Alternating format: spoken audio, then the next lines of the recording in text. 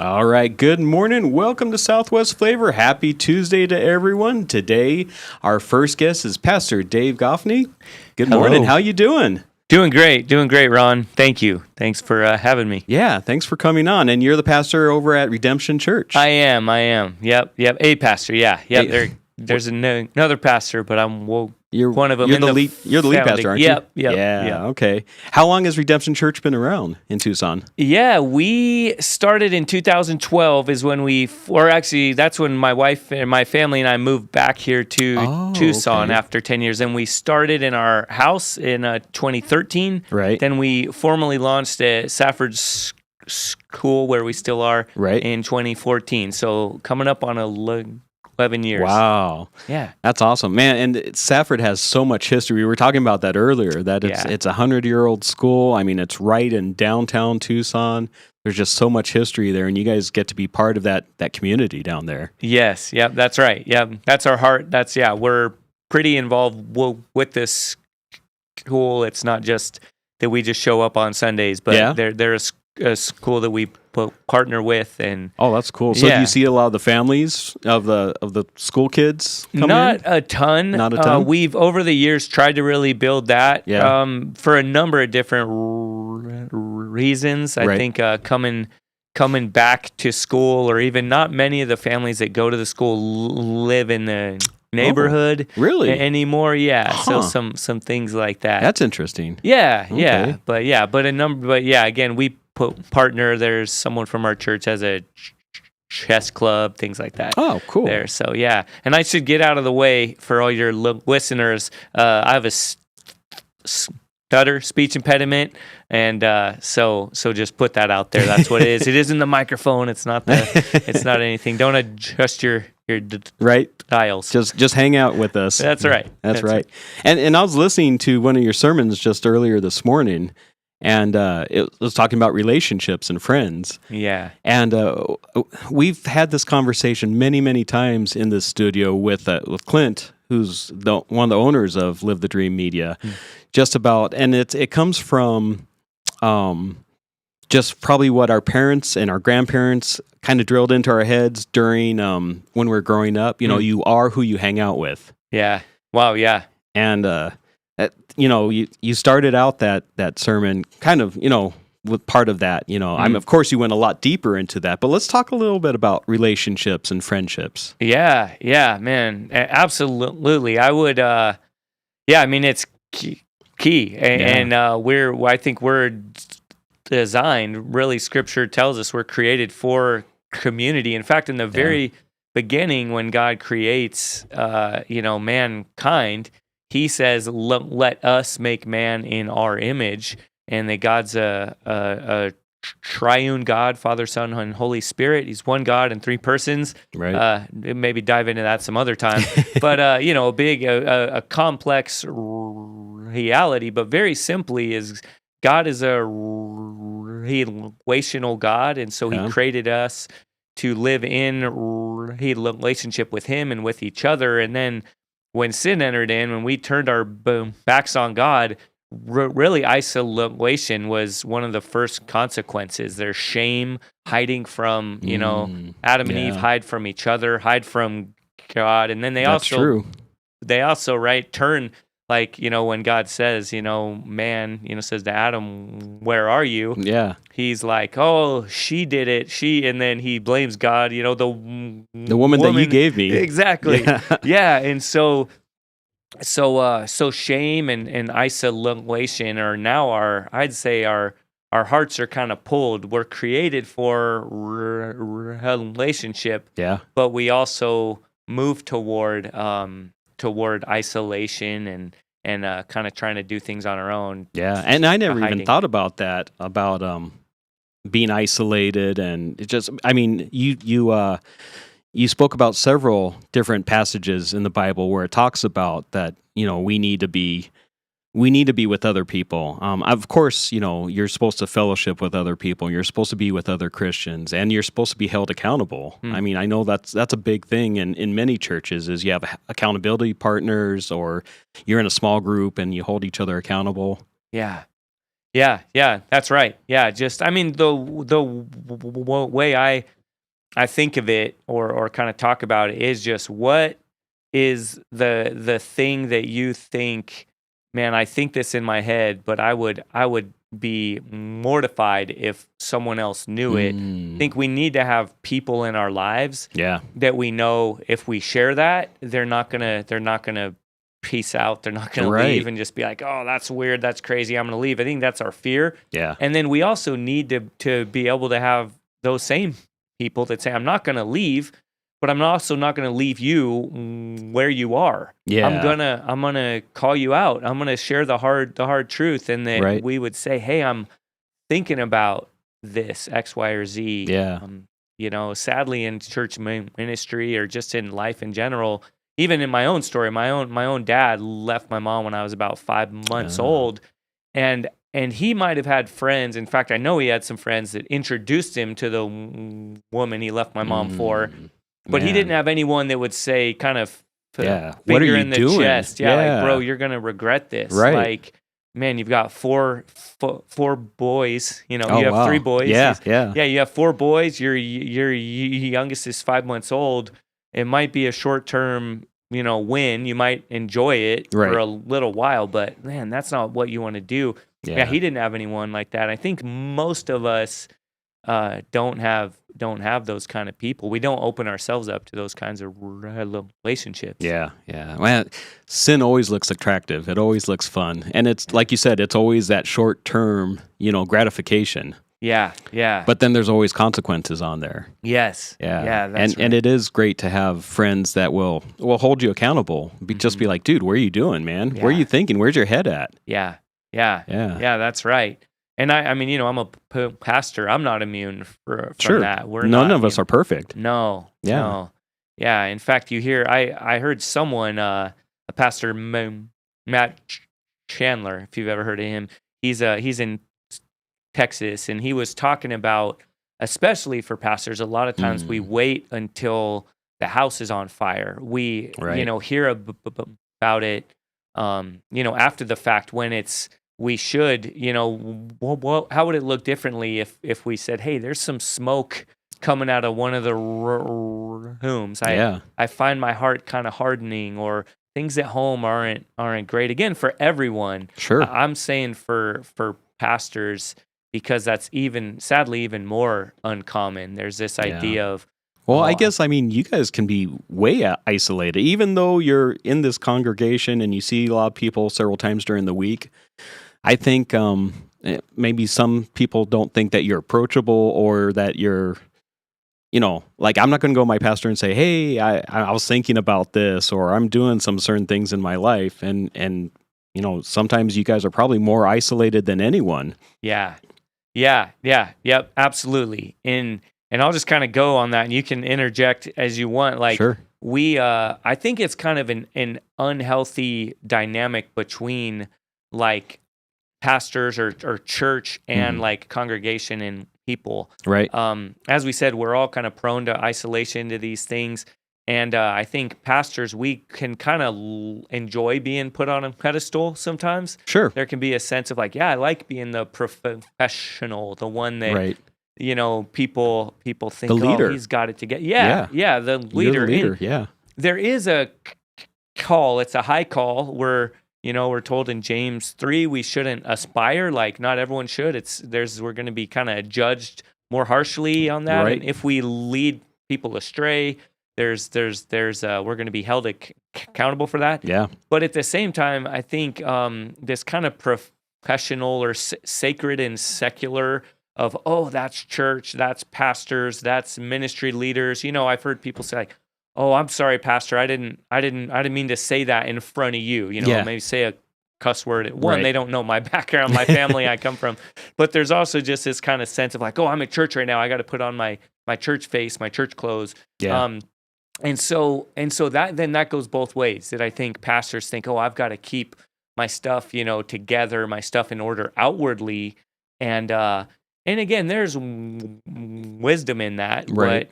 You don't want to get up and kind of confess everything on while you're preaching, and some people maybe can't handle that dynamic, but I think we need to we err way on the other extreme, right? Where we just I'm sorry, I don't know what all you could say here on the radio. This isn't that bad. No, you can say. But I was whatever. at a conference, in a big conference, and a pastor. He was maybe in his. Now I was gonna say he's old. Now he's probably closer to where I'm at now. Right. But he was maybe in his late 50s, early 60s, and he got up and said, "Man, why don't pastors admit that we fart?" and he just, and then the whole time was exactly kind of what we're talking about. He was like, yeah, you don't have an S on your chest. You're not Superman.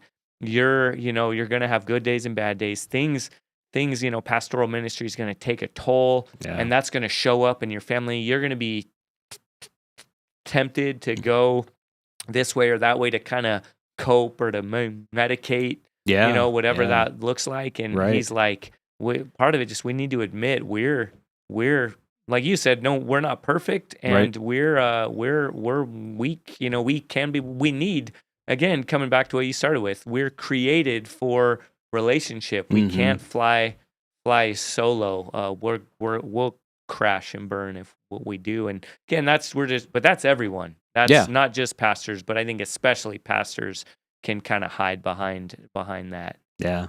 So how do you cope with that? I mean, is there a group of pastors that you kind of have a sounding board with that you guys can talk to each other and help each other with issues? Yeah. That's a good. I have some other pastors. For the most part, that can be. I think. I'll say yes. I do have some other pastors, and it's great. Yeah. I think that's, again, even as I said, that's more of an uphill battle. I have a couple buddies. One guy, works at Picture Rock with you. Yeah, Ricky. Yep. And we've been friends since we were 18 years old. Okay. So I mean, we were roommates. So he knows I fart. That's right. He doesn't have me. He's not gonna be shocked by anything. I have a couple other friends that we've known each other since our early 20s. Yeah. Those are guys that, I mean, again, whatever it is, whatever kind of thing, you're like, wow, if I say this, I'm not gonna have any more friends. They're the kind of guys that would say, man, I hear you, I love you. I'm not gonna leave you, and don't go that route. Don't go down that road. Don't follow that thought. Take that thought captive. So I do have some friends like that. A couple of my family has, as I said, my dad, who I knew and loved. Thankfully, he was still in my life, even though he left when I was young. I got to see. I mean, and we actually share a name, and his name's also Dave. And he would just kind of talk to me. He'd say things. He was thankfully humble enough to say, like, don't follow in my footsteps. Yeah. And in many ways. And so I think I'd say I have a healthy fear of what I could do if I've seen my one of my older brothers tragically overdosed and passed away from drug addiction, and other older brothers. One of my other brothers, who's one of my best friends, has just been in a lifelong struggle, and I think it's his own journey, but a lot of it is isolation, is kind of loneliness, shame. Yeah. And I said, it's more of an uphill battle with pastors, because like I talked about, I mean, you can probably picture, we just live in such a professionalized culture within Christianity that's and you're kind of in a like a fishbowl or whatever. I mean, I mean,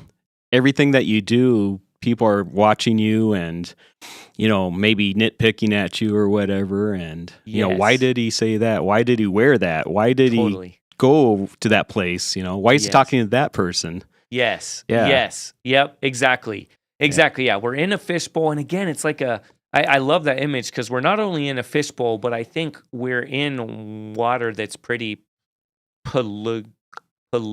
Yeah. And we don't, and a fish isn't going to be able to critique the water that it's in. It's just, this is the world I'm in. This is the way things are. Sure. So again, you show up to, a pastor's group, and this is kind of more old school, but it's like, it still shows up like, I need to have a, pastel colored polo shirt and, and kind of, you even hear the voice change. I don't know if you ever watched The Simpsons growing up, but kind of the Ned Flanders or that monotone.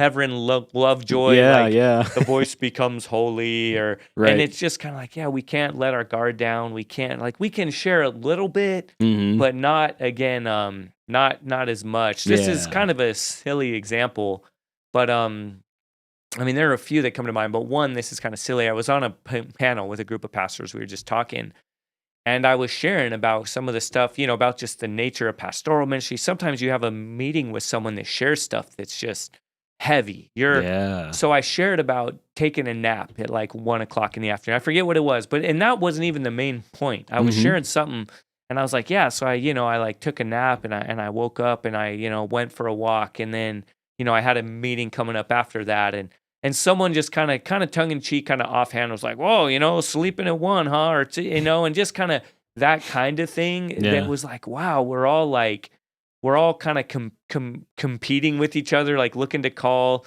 that kind of thing out or Right. make and Yeah. thankfully I'm again in a place is like, man, I want to finish the race. I want to end well. Right. If I'm not trying. We say this. I've loved this phrase, and we try to use a lot. Like, there's nobody, nothing to prove, and nobody to impress. And it's like, or there's another one. Jesus died for his church, so we don't have to. And so again, it's like, no, if I'm gonna stay with my family, I'm not gonna, I'm not gonna fall out of the game. Right. I'm not gonna kind of stumble and fall, because I know, like, I'm human. I'm not Superman. If I need to, after, at some point in the day, like for instance, I have a pre-marriage counseling this evening. I'm hoping I have like a little 2-hour window before that, which is, in the evening. And Right. yeah, I hope. I mean, I have some, but I brought my stuff with me to hopefully go for a little jog, a little slow Oh, nice. run, Okay. just to kind of clear my head. And Yeah. and it's like, yeah, I need that. Yeah. I can't just grind, like we work Right. 100 hours a week. Yeah. And Yeah. and, Yeah. This morning I went for a 30-mile bike ride. So, Nice, Yeah. nice. So, but for me, that's my therapy. That's my Man. clear my head, and just get back to where I need to be. yeah. And if I start skipping days of doing that, then it's different. Yeah. I'm more moody, and Yeah. it's not right. Yes, exactly. And Ron, if I can, just kind of turn the tables a little. Sure. I mean, Sure. I've talked about pastoral ministry Mhm. and that kind of, but I'm not. I mean, I've kind of been in ministry the majority of my life, Right. so I know that. I'd love to hear, just even you went for a bike ride, but what does like relationship, kind of authenticity, candor, I know you've worked in church ministry before and stuff, but Right. Right. I've done a lot of men's ministry. Yeah. We led men's ministry for many years. With men, it's a little bit harder. It's a little bit harder with those relationships. Just, I think we're not quite built. I mean, women are great at relationships. It comes a lot more natural. With men, I think we're a little bit more standoffish, and also a lot of times we're focused on different things, whether it's raising your kids and your job and trying to get that promotion, and maybe if you're on some kind of sports team or something competitive, that takes a lot of your time. But I have found, both through like church and bike groups and different groups, just try to surround myself with a bunch of really good men and have those relationships with them. And, we can go out and do stuff and, not get in any kind of trouble or anything. Just go out and have a good time, go out for dinner or lunch, or go for, a ride or stuff like that. Yeah. Man, no, it is. Yeah, that's so true. That's so true. That's good. That's so true. And it's just, we were just talking about this, our own men's ministry at our church. We're just trying to kind of reinvigorate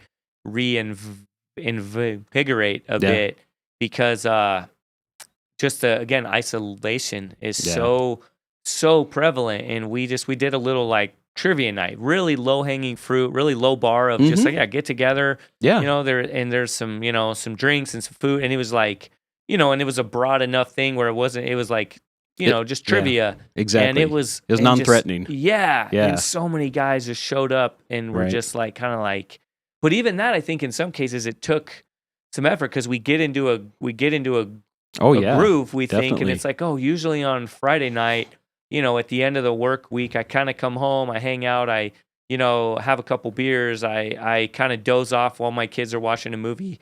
that's not a bad thing in and of itself. Right. But it's like, if that just becomes my routine, is like, it takes effort to be like, oh, I'm going to drive somewhere else and now go spend a couple hours with some other man. I don't know all of them. I got to, it's like, oh, it's just easier to kind of, again, I would be lying if I didn't say that, like that's my day off is on Friday. Oh, okay. And so even that, I'm like, again, that's why I just had to push against the norm in my own heart and in our broader culture, even church culture. Yeah. It was like, oh, am I going to have to, I'm the pastor, so I'm going to show up with these guys on my day off. Like, I need to, and that was where I just, that's that kind of voice, chirping and just had to kind of fight against it and say, no, I need community.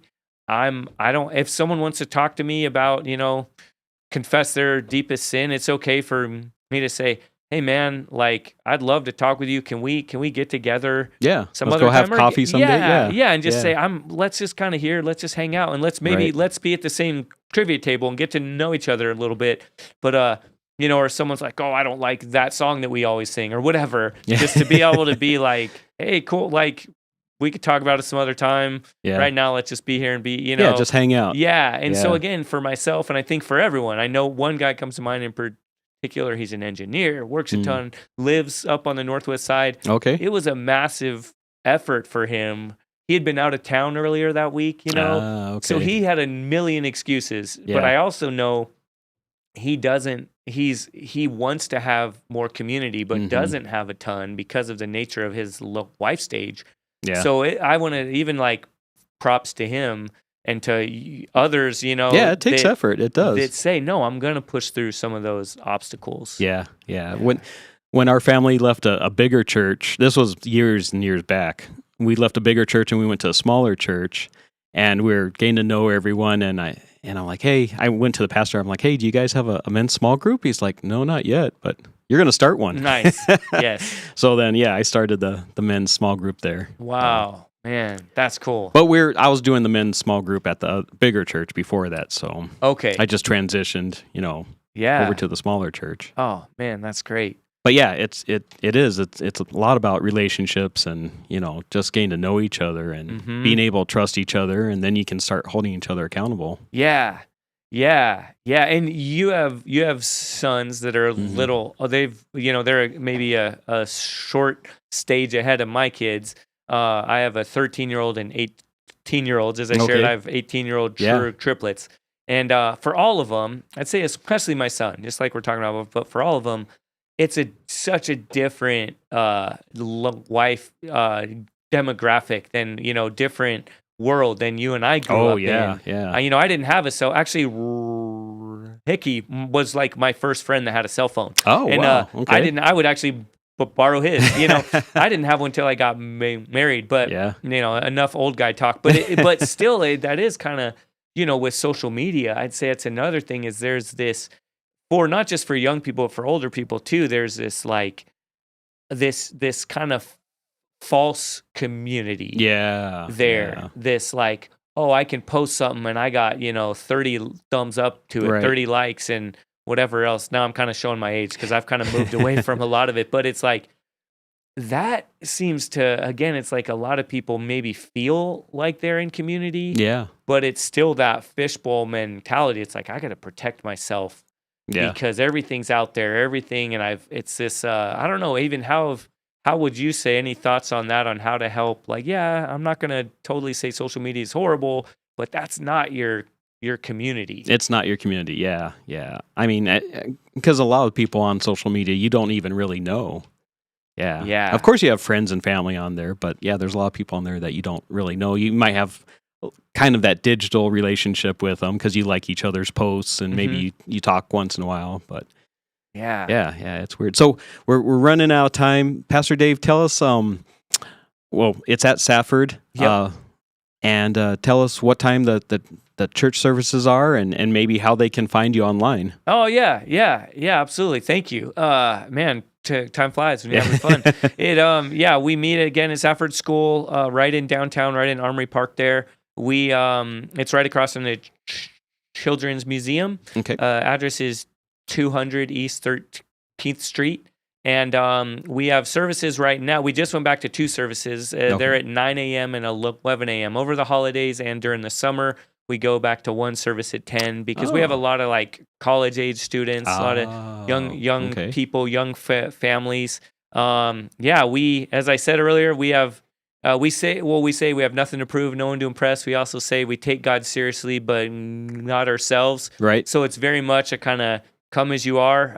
But we just press into hard things, hard conversations. Don't shy away from whatever the Bible talks about. We're gonna dive into it. And we love. I'd love to have anyone come. All right. Well, thank you. It's been a pleasure having you here today. Yeah. Thank you. Thanks, Ron. All right. We will be back in just a couple minutes with Southwest Flavor. In Marana, community isn't just where we live, it's who we are. And at the heart of it all is the Marana Chamber of Commerce. We are building a thriving community through connected business leadership. We start the month bright and early with Marana Mornings, sparking real conversations and connections. We celebrate growing networks at our 4th Tuesday mixers, hosted in exciting spaces.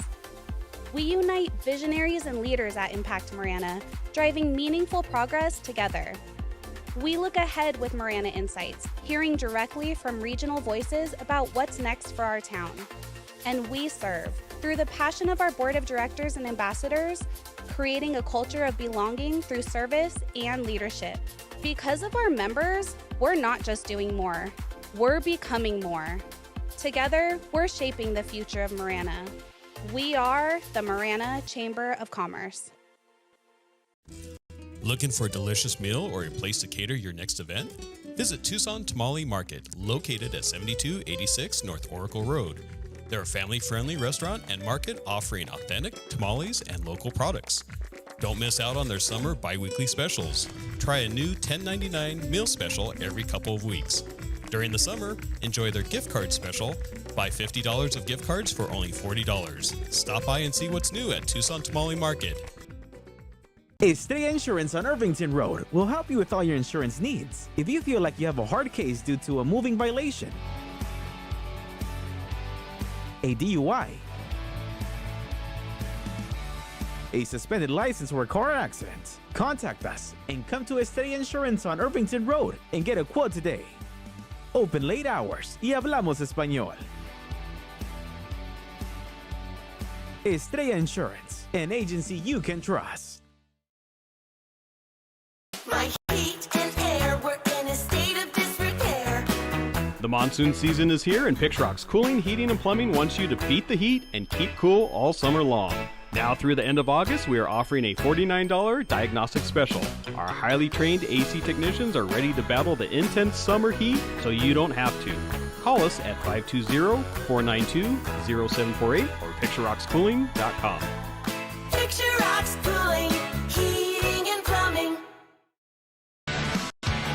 Therapeutic Ranch for Animals and Kids is an inclusive community empowered and united by the strength of the human-animal bond. It taught me responsibility. It taught me kindness and social interaction. We have programs for every member of our community. I love track because I have 2 daughters. We come out here and get all of our energy out. Track is my home away from home. You can make a donation or even become a monthly donor. Thank you for supporting Track, Tucson's Ranch. We hope to see you here soon.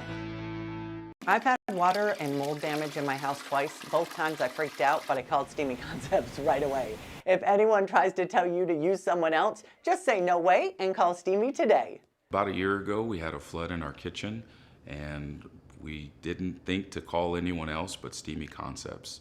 They were very professional, and we really enjoyed working with Steamy Concepts. Steamy Concepts accepts all homeowners insurance. Call Steamy today or go to steamyconcepts.com.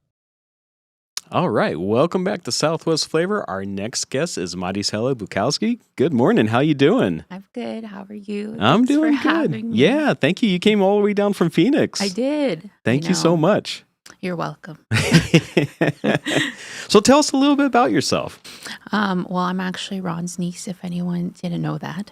And I work as a nurse, case manager. I have my own small business. Not scaled as much as you yet. which You're is just in the beginning. yes, Yeah.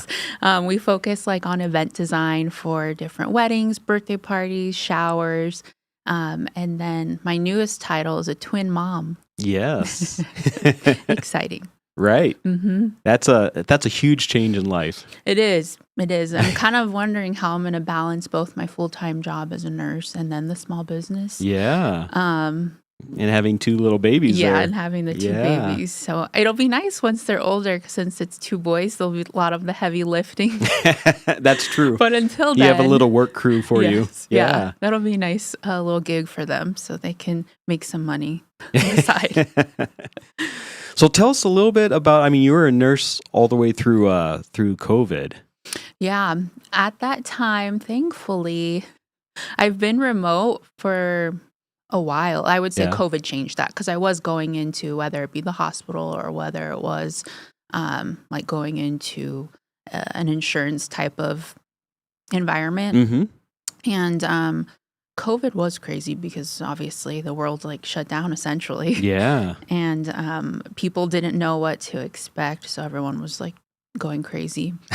And everyone That's a nice thought way they to put had it. Yeah, everyone thought they had it. So at that time, it was a lot of, I was already working case management in the insurance setting. Okay. So I was getting a lot of phone calls with people like, oh, I have the sniffles. Do I have COVID type thing? But yeah, that was a wild time. And then that's kind of, I think, what jump-started a lot of remote work for a lot of people. Yeah, definitely. Which was nice. Yeah. Because a lot of people, you don't think of a nurse being able to work remotely. Typically, you think of them being bedside. Right. But with all this technology, I mean, you can, just like our podcast right here, I mean, you can talk to someone and almost be face to face with them digitally. Right. And be able to hear their symptoms. I mean, of course, you can't take their vitals or anything. Right. But you can listen to what they have to say and what they say their symptoms are and try to solve some of their problems. Yeah. A lot of that time too, we were doing like a lot of the triaging, like you were saying. And I think a lot of other companies were launching like their own telehealth platforms where they were being able to see more patients virtually. So they weren't having to risk exposure, or if they were more, immunocompromised, being able to do that from the luxury of their own home. Yeah. Kind of, it changed the world. It really did. It did. But yeah. Maybe not for the better, but right. We were just pros and cons. Yeah, pros and cons. I mean, we were just talking about the pastor that was on right before you. We were talking about being isolated and not having those communities or those relationships. And I think COVID did a lot to everyone. Yeah, where you didn't have the close relationships that you once had, especially those kids that were in school at that time. Yeah, I remember, my siblings were younger then, but they were, doing PE from the inside of their bedroom. And it was just funny because, there was just no interaction. Yeah. And I think that kind of affected that generation, at least. Oh, definitely. Socially, they're not saying that they're any less social, but some of them, are a little bit more introverted. And I think that was a factor. Yeah. I remember my son, he was in high school during that time and he was doing online classes, and some of the classes the teacher wouldn't show up. Yeah. Yeah. Yeah, I believe it. So there'd just be, that hour of math class or whatever, and there was no teacher. There was nothing, no assignment, no teacher. Right. You're kind of like, oh, what am I supposed to do? There's a lot of wasted. There's probably at least a wasted semester in there, but probably a whole wasted year. Yeah, it was a while. Yeah. Because they would go back and then they'd be like, oh, not anymore. You'd have to stay home again. Yeah. Yeah. Really weird times. Right. Right. So you've been a nurse. You still, of course, are a nurse, but then you have this passion. Yeah, I kind of launched that event design company. It was about 3 years ago. And I would say it more stemmed from interior design because I like to decorate. I got that probably from my grandma. But I really like to decorate and just being able to plan things. It's interesting because you wouldn't think that nursing and event design would have any kind of correlation at all. Right. But it actually does, especially with the specialized nursing that I do in case management, you wear a lot of hats. You do a lot of coordination, which is what you do too when you're an event planner. Right. I would say the event planning work is more fun. You're reaching out to like the DJ, the venue, and people are willingly wanting to get these services done as opposed to when you're in the hospital or being released. You're reaching out to your physical therapist, the patient's specialist, or home health, you're making sure that that's all set up. So it's kind of how they kind of correlate. Okay. Yeah, and I think that kind of helped being able to transition and intertwine the two too. Yeah, you have to talk to a bunch of different people and put everything together, and everyone has to be on the same timeline. And exactly. Be over at the same. So you have all these logistics that you have to figure out. Yep. So I really enjoy it. It's really fun. And then, being able, like I said, because this is more selective, people are more willing and wanting to get this done. Yeah. I find it a lot more enjoyable. And, being part of those special moments too, whether it be somebody's wedding or whether it be somebody's birthday party, whatever the case is, it's usually a joyous occasion. So they're looking forward to it. And just seeing how it all comes through is the best part. Yeah. You get to see the finished product. Exactly. Yeah. So you're starting from, just a venue that, was just a bunch of tables and chairs. Right. You get to decorate it. You have a theme. Most people have some kind of theme or different colors that they want to have. And then you get to put that all together and then kind of bring the vision to life. Yeah. Some people, they know exactly what they want going into it. Other people, they're like, oh, I don't really know. Like, I'm thinking this, and I like doing that better just because then I'm more creative. I can bring more of the creativity to it. And being like, okay, here's my thoughts. What happens is usually they'll reach out and then they'll tell me what their event's for and what they're trying to do. And then I usually prepare like a mock-up design board. So then it kind of shows the different options. And I try to be transparent as possible too with pricing because, everyone wants to know how much money they're spending. Sure, definitely. So I'll usually break it down into different levels too so that they can kind of see on more of like a essentials, more simple. Maybe kind of like a basic plan. Right, exactly. And then you can just enhance it from there. Yeah, exactly. That's what I do with all of them.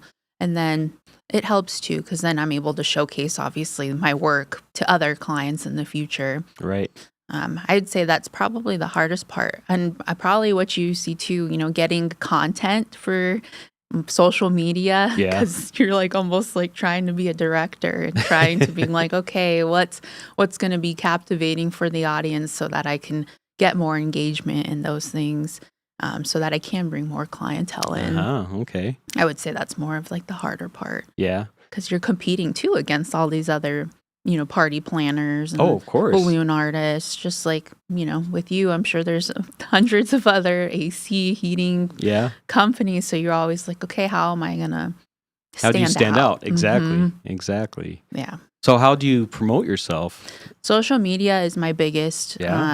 Thankfully, I had in the beginning done some collaborations with some local influencers, which I think helped because that helped get the word out. They have a bigger following already. Yeah. So then when they tag you, then people can go to your profile and be like, oh, okay, cool. So I would say that definitely helped in the beginning with gaining more clientele and getting more eyes and such. But social media is a big one. Yeah, it is. And then there's so many platforms too. Oh, yeah. Instagram, Facebook, TikTok. It's like, oh my goodness, how do you keep up with all of these? Right. Yeah. And then I don't want to learn all the different platforms. And then trying to repurpose without, I guess, using the same content is harder too. Yeah. But you do what you got to do. You do.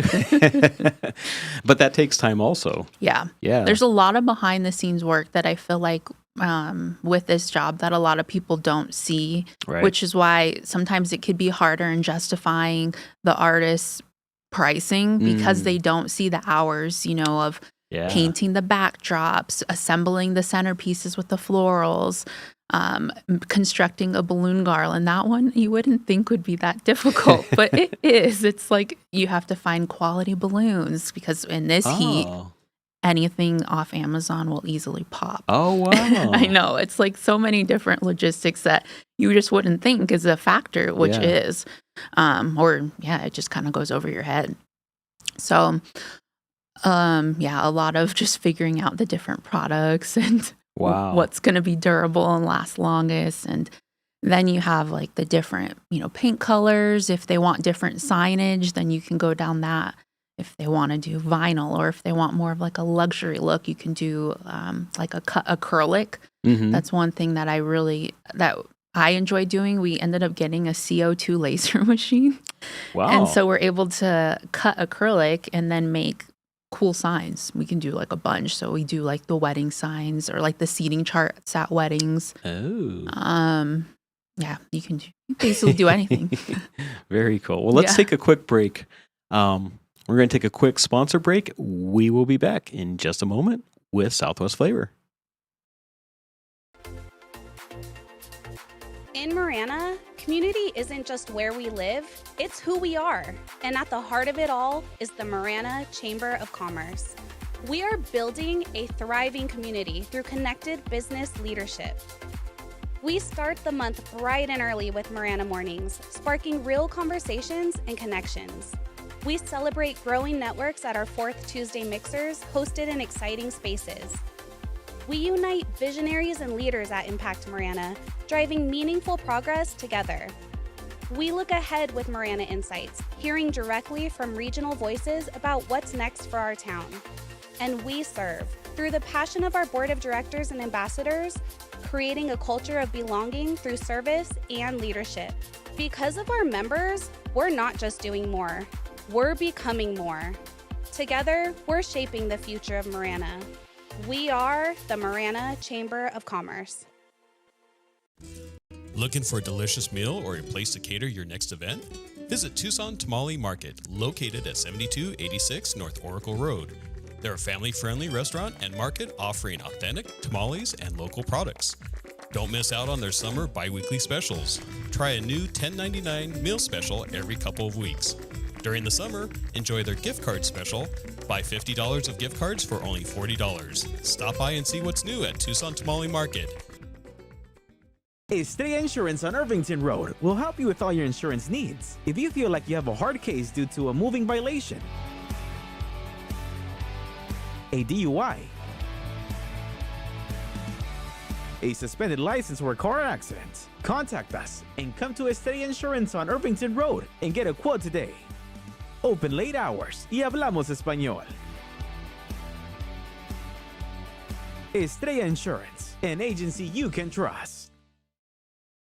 My heat and air were in a state of disrepair. The monsoon season is here, and Pixrock's Cooling, Heating, and Plumbing wants you to beat the heat and keep cool all summer long. Now through the end of August, we are offering a $49 diagnostic special. Our highly trained AC technicians are ready to battle the intense summer heat so you don't have to. Call us at 520-492-0748 or PictureRocksCooling.com. Picture Rocks Cooling, Heating, and Plumbing. Therapeutic Ranch for Animals and Kids is an inclusive community empowered and united by the strength of the human-animal bond. It taught me responsibility. It taught me kindness and social interaction. We have programs for every member of our community. I love track because I have 2 daughters. We come out here and get all of our energy out. Track is my home away from home. You can make a donation or even become a monthly donor. Thank you for supporting Track, Tucson's Ranch. We hope to see you here soon. I've had water and mold damage in my house twice. Both times I freaked out, but I called Steamy Concepts right away. If anyone tries to tell you to use someone else, just say no way and call Steamy today. About a year ago, we had a flood in our kitchen, and we didn't think to call anyone else but Steamy Concepts. They were very professional, and we really enjoyed working with Steamy Concepts. Steamy Concepts accepts all homeowners insurance. Call Steamy today or go to SteamyConcepts.com. All right, we are back with Southwest Flavor, talking with Marisela. Tell us a little bit, or tell us the name of your company. Yeah. I don't think you've mentioned it. It's called Sweetheart Soirees. The second word is French, so that is parties in French. That's where it comes from. I didn't even know that. Yeah, I wanted something that was cute and, posh and elegant all at the same time. So I was like, oh, that sounds good. Sweetheart Soirees. And then we just came out with Sweetheart Sips, which is our beverage cart. So we do like espresso, coffee cart. We also do refreshers for those who don't like coffees. Or even dirty sodas. Are you familiar with those? Mm-hmm. Yep. That's like the big thing, I think, right now that's kind of popping off. Yeah, people love their drinks. Yeah, especially their drinks, coffee. But if you're not a coffee drinker, then you're drinking something. Exactly. Yeah. So we have everything that you can think of outside of alcohol, just because that requires usually a license and different permits and stuff. Right. But it's where I'm at in Phoenix. It's a big, like close to the Gilbert, Queen Creek area. Mm-hmm. We also serve though down here in Tucson. Oh, okay. But because it's more of like the Mormon religion up there, a lot of them don't drink alcohol anyways. So it's actually a big hit when it's like the coffee or sodas. But they do drink the coffee, the caffeinated coffee? Some. I don't really know like their rules. Yeah. Some of them are different Right. with the sodas and such. But the coffees, 50-50. I would say every Mormon I've met does drink the sodas, though. Okay. Yeah, and they even own like a lot of the Mormon soda shops up there, which is funny. I thought it was caffeine overall. I didn't. I don't know. Yeah. Okay. But yeah, we do like the weddings and parties for that. I'm trying to see if going into farmers markets would be worth it, but then again, that's more of the permits and the licensures. Yeah. So I have to figure out.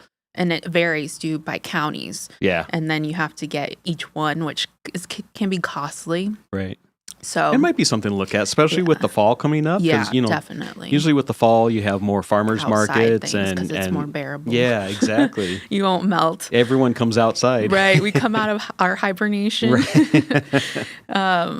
So I think that would be something fun, Yeah. to look into. And then you meet more people and get more word out too. Right. Exactly. But yeah. So do you have any crazy stories? Do you have any Bridezilla stories or anything like that from your events? Thankfully, I haven't run into a bridezilla. It's usually the mom, and maybe it's because they're fronting the costs of the weddings. Okay. All of the weddings I've done, the parents have been the ones, providing the financial support for it. Mm-hmm. So it's usually mom who's particular. I wouldn't say they've been nasty, they snippy, but I'm like, okay, like no big deal. I understand, like this is a big expense. You want your daughter's wedding to be exactly how they want and how they envisioned. But yeah, thankfully, fingers crossed, I'm sure I'll run into something where they're I'm sure happy, but working as a nurse and seeing some people at their worst has helped you to handle patience. different situations and have patience with people. Yeah. Patience is something that I feel like I'm always learning. Yeah. And I don't know if I'll ever be 100% at it just because it's, every situation's different. But it is. Yeah, and sometimes it just depends on your mood of the day and, what could set you off. Situation too. Yeah. 'Cause, I mean, in the hospital, I remember patience wasn't an issue. It was more of like anxious of the fear of the unknown was what I struggled with, which is why I had to leave bedside. Okay. Because I am not an adrenaline junkie.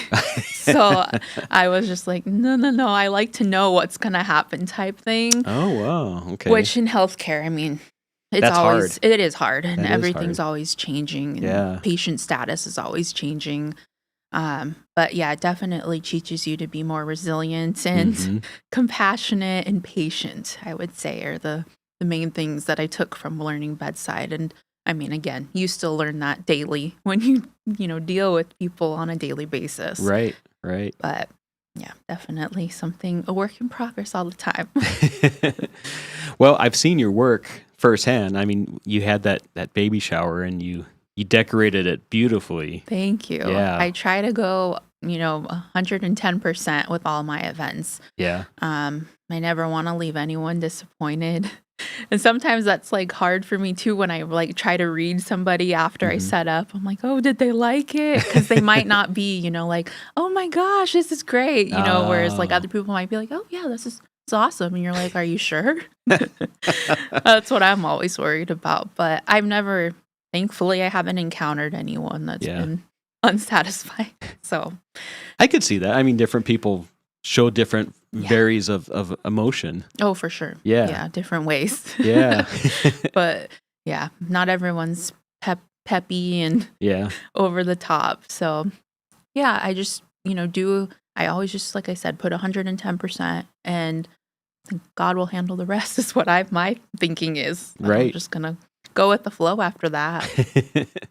So what made you start your own company? I mean, what did Matt say? What did your husband say? I mean, did you go home and say, hey, Matt, I think I'm going to do this? Yeah, I kind of was just like, I like decorating and I know people make money off of, decorating other people's events. And since I enjoy it, why isn't it something I look into and see?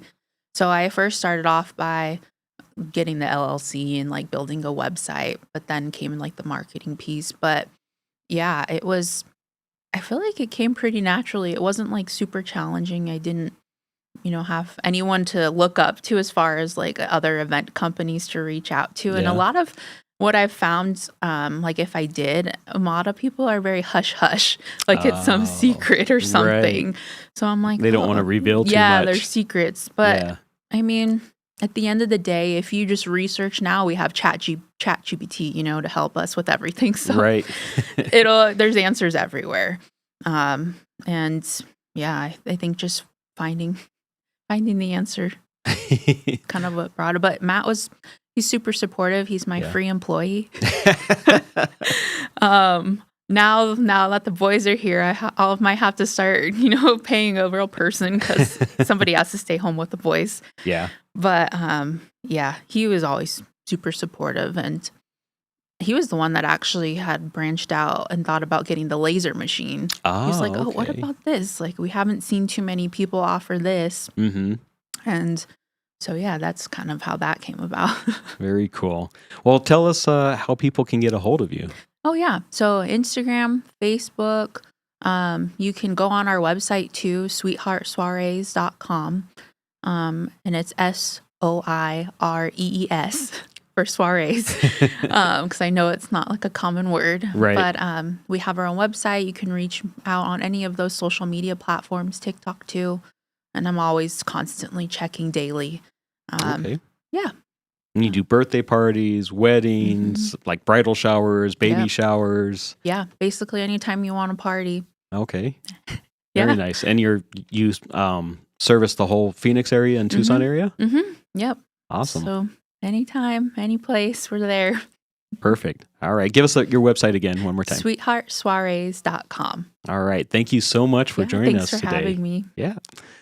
All right. This is another episode of Southwest Flavor. Join us every Tuesday and Thursday at 9.